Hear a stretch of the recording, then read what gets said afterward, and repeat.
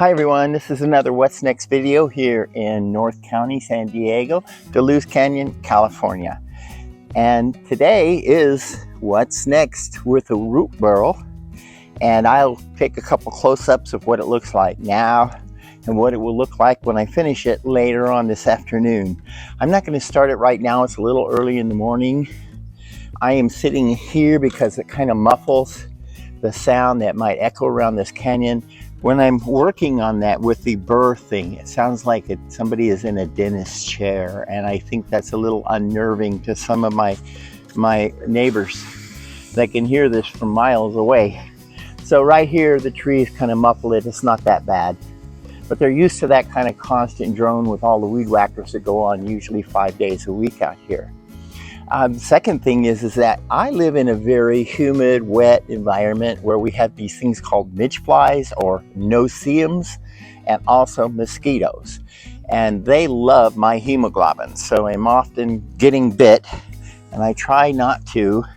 And I've found that using the Percardin and off and all that gets relatively expensive if you have to use it every day. So as an alternative, a few years back, I found this fly repellent that is primarily used for horses, but it's really good stuff. It's got aloe vera, sunscreen, coat conditioner. It's all made with natural oils. There's no poisons in this thing.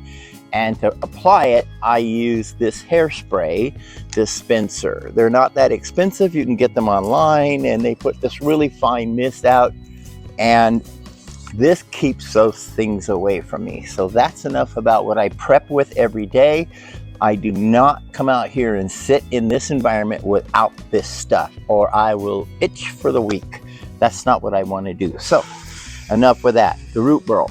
What else do I've got coming on What's Next? Well, if you watched my last video, it was in Central City, Colorado. Amazing place. If you're a gambler or you like to gamble, they've got a lot of really cool casinos there. The rooms are inexpensive. Highway 70 all the way from California up there. Anywhere you go through Utah and all through that, it is amazing, amazing. I also visited a art, not a museum, but an art kind of gallery thing. It's an art association. And it is right there in Central City, and it's a county organization. So, or it's actually an org, but the county helps maintain it. And a really old building and the history, and Michelle was the vice president and curator and manager, was absolutely wonderful, and she did a great job showing me around that whole facility. So I hope you enjoyed that video that I posted previous to this one. And if you're watching, Michelle, this root burl here is dedicated to your art museum, and when I finish, I'm seriously thinking you probably would like to have it. So that's going to be coming towards you when I'm done. I'm going to put it in call you up, and I'm going to find out where to mail this, and you're going to put this in your museum or keep it for yourself. It's up to you.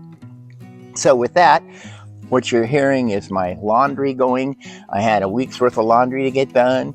So without further ado, I am going to interlock this video with some side-by-side of what I'm doing later on today, and then I'm going to get busy with this root burl later on this afternoon. I think I'm ready to go now. I will begin this video with a disclaimer, and I may just go and remove that video, but if you have watched my previous videos when I talked about how I do this, I said as one of the steps was using this brush, or these wire wheels. I don't recommend that unless you can get an absolute quality sort of little wire brush.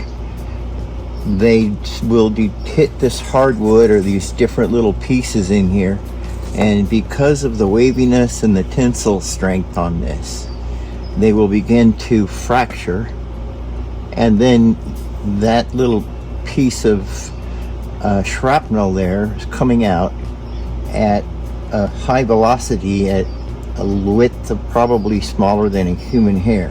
Now, I don't know what the kinetic value of that energy coming off of this, but even at well, I don't know how many, let's say half setting on a rotary tool, that will cause these little wire things to come off. So they may work well at a very low speed, but it binds the unit down just hitting it anywhere in there. So I don't recommend using wire wheels, as one of my previous videos had on it.